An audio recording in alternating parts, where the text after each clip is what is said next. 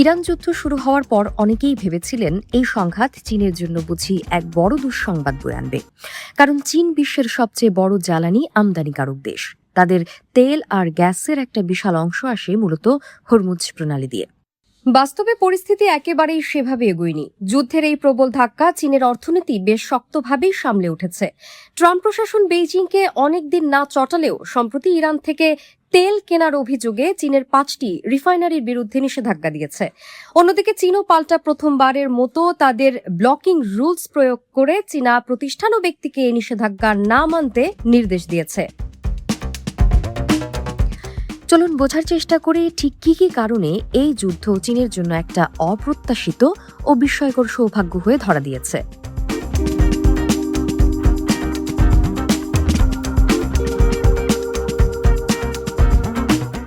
একটা কথা পরিষ্কার করা দরকার, ইরানে হামলা হলে তা চীনের জন্য চরম সংকট তৈরি করবে।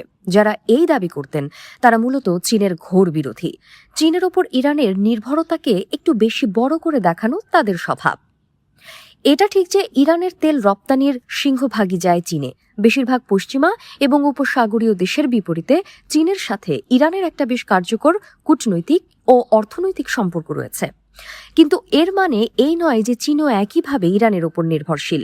চীন যে কোনো একক দেশের ওপর একচ্ছত্র নির্ভরতা সবসময় এড়িয়ে চলে। চীনের মোট জ্বালানির মাত্র 10% মতো আসে ইরান থেকে। অন্যদিকে সৌদি আরব থেকে আসে প্রায় 15%। মধ্যপ্রাচ্যে চীনের পররাষ্ট্রনীতির মূল লক্ষ্য হল যতটা সম্ভব বেশি দেশের সাথে বন্ধুত্বপূর্ণ ও ব্যবসায়িক সম্পর্ক বজায় রাখা। সৌদি আরব বা ইউএই এর মতো দেশগুলোর সাথেও চীনের সম্পর্ক সমানভাবে উষ্ণ, এমনকি ক্ষেত্রবিশেষে আরও বেশি ঘনিষ্ঠ। এ কারণেই উপসাগরীয় জ্বালানি অবকাঠামোতে ইরানের হামলা এবং হরমুজ প্রণালীতে টোল বসানোর পরিকল্পনার কড়া সমালোচনা করতে চীন মোটেও পিছপা হয়নি।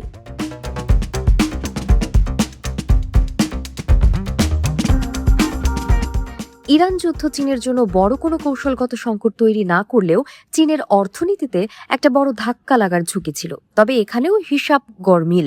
এশিয়ার অন্যান্য অর্থনীতিগুলো রীতিমতো হিমশিম খাওয়া শুরু করলেও চীন ঠিকই তা সামাল দিতে সক্ষম হয়। এর একটা কারণ, ট্রাম্পের নৌ অবরোধের আগ পর্যন্ত প্রণালী দিয়ে ইরানের তেল সরবরাহ বেশ স্বাভাবিক ছিল।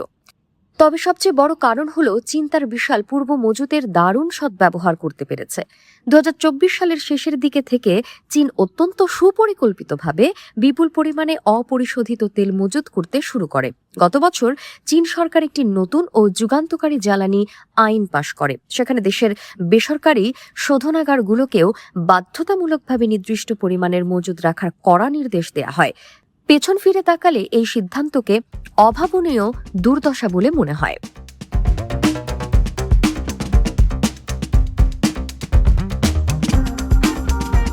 পূর্ব মজুদের কারণে চীন বড় ধরনের ঘাটতি এড়াতে পারলেও বিশ্বের অন্যান্য দেশের মতো তাদেরও বাড়তি দামে জ্বালানি কিনতে হচ্ছে। তবে চীনের অর্থনীতির জন্য এটা ততটা দুঃসংবাদ নয় যতটা বাইরে থেকে ভাবা হচ্ছে। এর পেছনে 3টি শক্তিশালী কারণ রয়েছে। প্রথমত, জ্বালানির দাম বাড়ার অর্থ হল দেশের সার্বিক মূল্যস্ফীতি বৃদ্ধি। বেশিরভাগ অর্থনীতির জন্য এটা কপালের ভাঁজ গভীর করার মতো বিষয় হলেও চীনের জন্য এটি এক অর্থে পরম স্বস্তির খবর। গত কয়েক বছর ধরে চীন একটি অবক্ষয়ী অবস্থা থেকে কোনোভাবেই বেরিয়ে আসতে পারছিল না।